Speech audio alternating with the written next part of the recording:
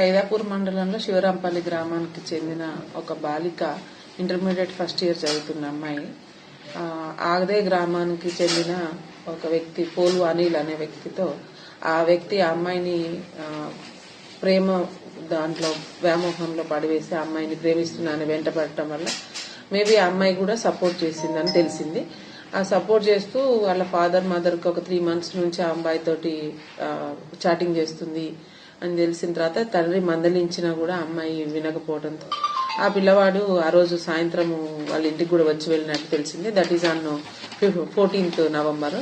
అయితే తండ్రికి ఏ విషయం తెలిసిన తర్వాత అమ్మాయిని కొంచెం కోపం చేస్తే అమ్మాయి ఆ అబ్బాయిని ఎక్కడ వెళ్ళిపోతుందో చెప్పినా వినట్లేదు అనే ఒక భయంలో ఆ పిల్లని పాయిజన్ ఇచ్చి ఆ పాపని పాయిజన్ ఇచ్చి మళ్ళీ ఎందుకన్నా మంచిది మళ్ళీ బతుకుతుందేమో అనే ఉద్దేశంతో గొంతు నులిపి కూడా తల్లి తండ్రి సొంత తల్లిదండ్రులు ఆమెని చంపేసి తెల్లారి పొద్దున ఆమెని పోలీస్ స్టేషన్ లో ఒక దరఖాస్తు ఇచ్చారు.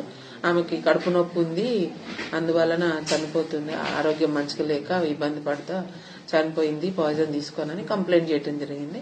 కానీ కొంచెం మాకు సమాచారం అందింది ఆమె ఎట్లాంటి ఆరోగ్య పరిస్థితులు ఉన్నాయో ఒకసారి చెక్ చేసినాం.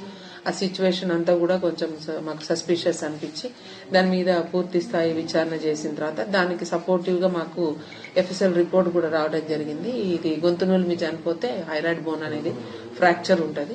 సో ఎఫ్ఎస్ఎల్ రిపోర్ట్ లో ఫ్రాక్చర్ వచ్చింది కాబట్టి దాన్ని బేస్ చేసుకుని వాళ్ళ ఫాదర్ ని పిలిపించి మేము ఫాదర్ ఇన్వెస్టిగేషన్ చేస్తున్న క్రమంలో అతని ఇంటికి వెళ్తే అతనికి భయం వేసి అతను ఏం చేశాడంటే ఆ గ్రామంలో ఒక సర్పంచ్ దగ్గరకు పోయి అవును నేనే చంపినా, నేను నా భార్య కలిసి చంపినాం, ఎక్కడైతే మా పరువు పోతుందో అని చెప్పిన మాట వినకుండా ఈ అమ్మాయి అతనితో వెళ్ళిపోతుందో ఈ పోలు అనేట ఆయన మ్యారీడ్ వైఫ్ తో గొడవలుండి 498 కేసు కూడా ఉంది ఇదే పోలీస్ స్టేషన్ లో.